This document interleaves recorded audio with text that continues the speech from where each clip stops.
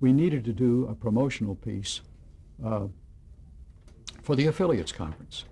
And in those days, tapes were not interchangeable between machines. So I arranged to take her to New York with Andy Griffith and Tim Conway. All three of them had shows coming on. And so I took two videotape heads. These were the spinning heads, the 2-inch machines, and 2 rolls of tape, got on an airplane, went to New York. And I made hotel reservations for them and so forth. She was very sweet. She was very professional, very businesslike, did an excellent job. Next morning, we're through. I got the tape heads and the tapes back. Go to the airport. She stayed over for the weekend, so did Andy Griffith. Tim Conway and I got on the same plane. I didn't think he had seen me get on the plane. He's up in the front, I'm in the back.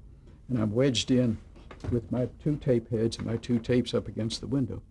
And we take off, and I look back, and here comes Conway down the aisle. He's borrowed a flight jacket from somebody, and he's got a towel over his arm. And he came by and said, "Sir, it's an honor to have you on American Airlines this morning. We don't normally have people of your caliber here, but would you like the pilot to fly by way of Grand Canyon or by Yosemite?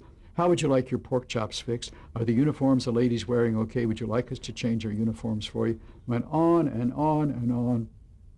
Finally ran out of material, went back up to the front of the plane. Now it starts. There's an elderly couple sitting by me, and the woman says, "So who was that fellow, and why was he talking to you there?" So it's a piston engine plane. So for the next 6 hours, I'm getting out of this woman, "So why is he talking to you, and who are you? What do you do for a living?" We got back to Los Angeles. I'd booked a limo to take him home.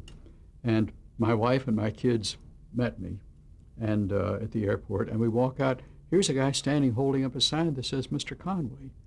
And I said, "Are you the limo driver for?" He says, "Yeah."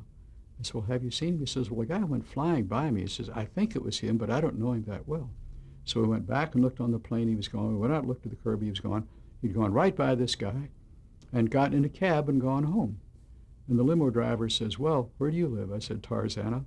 He says, "Well, I was supposed to take him home to Encino, and I'm paid for the rest of the evening. Why don't I take your kids home in a limo?" I said, "No, why don't you take the rest of the evening off?" So he thanked me. I signed off for him, and he left.